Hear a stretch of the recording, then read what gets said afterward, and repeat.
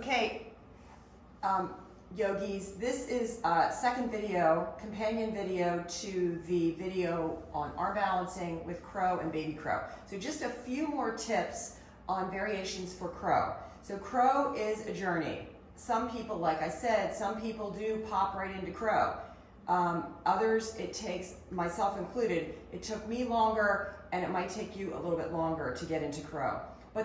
But the time spent getting into crow is well spent time, because each step is important and we learn something, we activate something, we let something go that's in our way. So really important to stay with the steps of crow. So let me take you through a couple of steps leading up and offer variations. So using the block, that sometimes helps us with crow. There's also this fear of falling on our face, and it's real. So it might help you in your mind to put a blanket there, or even a bolster, or some kind of pad or something as you're learning, as you're building your confidence. So we went through the crow preparation in the last video, and I did crow, but let me just show you a variation for crow using the block. So key actions: get up on the block. This gets you already higher. Also, let me get down here so you can see me. Also, you're already like a little bit elevated. You're off the floor and you're already feeling a little bit more like a sensation of flying, right? Because you're up, and it's a nice feeling, especially if you don't kind of get that tip forward energy. You can't jump into your crow posture. You have to glide. You have to tip, and it's a tipping point.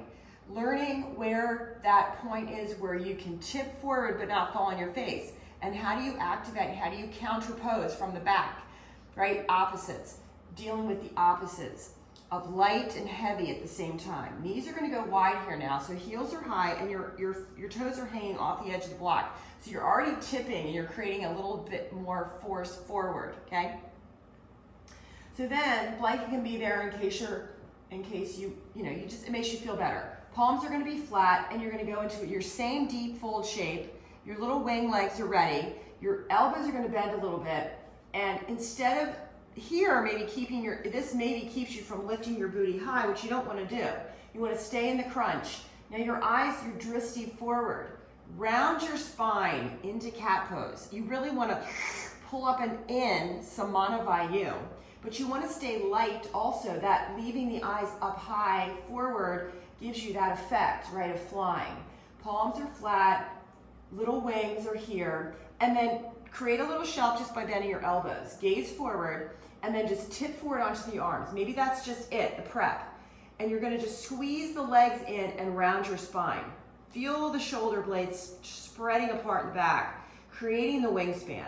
Tipping forward, keep breathing. Right, now your feet are on tip, now you can tippy toe on the block. Keep pulling, push down into the floor. Push down into the floor and keep gliding forward, and then the feet are just gonna start to point the toes and pull up and in, pull up and in, pull up and in. And then set it down. So that's just that's the progression. But you don't try to go there. Don't try to fly there too fast, right? Let the steps teach you something and teach you where you need to strengthen, where you need to let go of. What do you need to release? What do you need to grab into and dig into? So that's the teaching of crow. It's a beautiful posture, and don't rush it, because once you get there, it's like the sweetest spot ever. And you have to let things get strong and let things get relaxed. So in the mind and in the breath. So have a beautiful day, y'all, and I'll see you in the next video.